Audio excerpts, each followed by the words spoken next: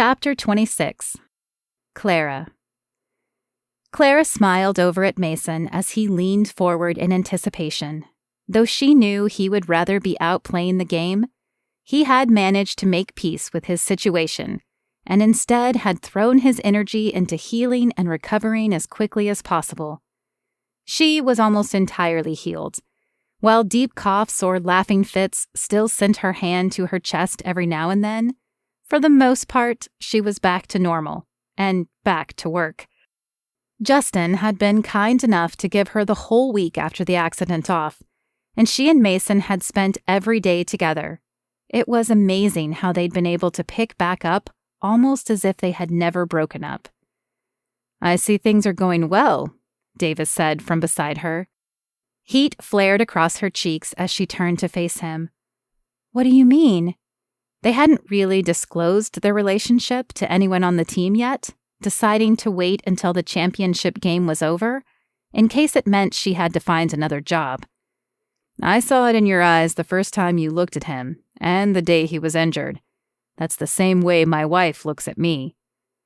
Clara glanced quickly over at Justin to make sure he was out of earshot. "We didn't mean for it to happen, but we dated in high school. While we both thought that had been our chance, it seems God had something more planned." "He always does," Davis said, and flashed a small wink. "Do you know if there is anything in the contract about dating? We had planned to talk to Justin and the coach tomorrow and disclose." Davis ran a hand across his chin. "I don't know, but these are good people, and they would be silly to lose either of you. It might mean you get reassigned to defense, but I doubt you'll have much to worry about." Clara smiled and squeezed Davis's arm. "Thank you. You've been a great friend, and I'm so glad I've gotten to know and work with you." Clara had worked with a lot of male trainers in her time, and they generally fell into two categories: the ones who hated her because she was a woman, or the ones who ignored her because they thought she couldn't do the job as well. She'd met very few who actually treated her like an equal, and it was refreshing. The fact that Davis was a fellow believer only made it even better. She turned her attention back to the game and grinned as Mason shot to his feet and cheered as Jefferson made an impressive reception. She had no idea what the future held for his injury, but she was glad to see him cheering his teammates on. As the 2-minute warning sounded, Clara moved to stand by Mason.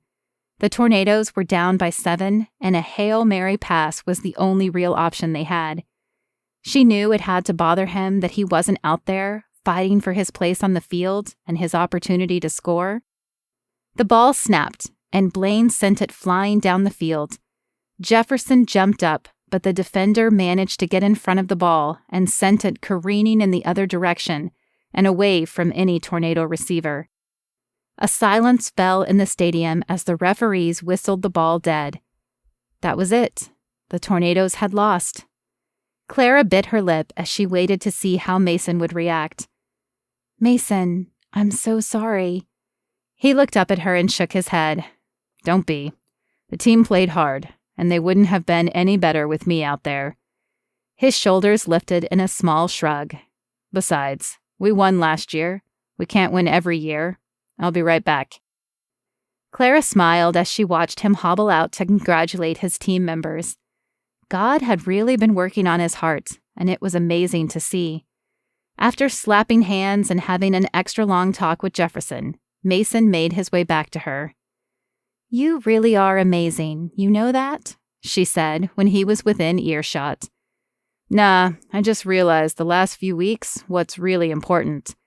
Games are great, and winning is awesome, don't get me wrong, but having you back in my life is even better." Tears filled Clara's eyes. She felt the same way, but it was so nice to hear him say it. "In fact, I can think of only one thing that would make this day better," he continued. "A healed tendon?" Clara ventured, her voice still choked with emotion. "Nope. You agreeing to be my wife." Mason pulled a box out of his pocket and slowly lowered to one knee. "I've had this ring for 6 years, Clara, and I can't wait any longer to give it to you." He opened the box and stared up at her. "Will you make me the happiest man on earth and marry me?" "Yes!"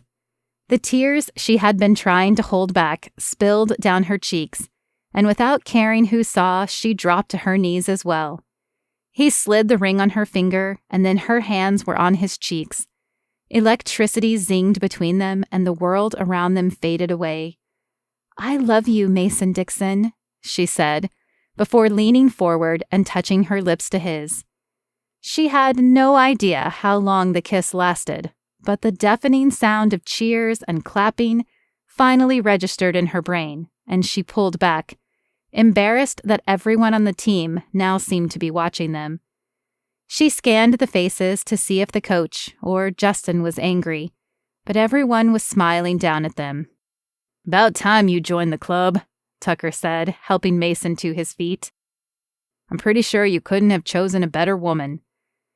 Clara's face heated again as players and coaches issued their congratulations. Blaine held up his hands to quiet the noise.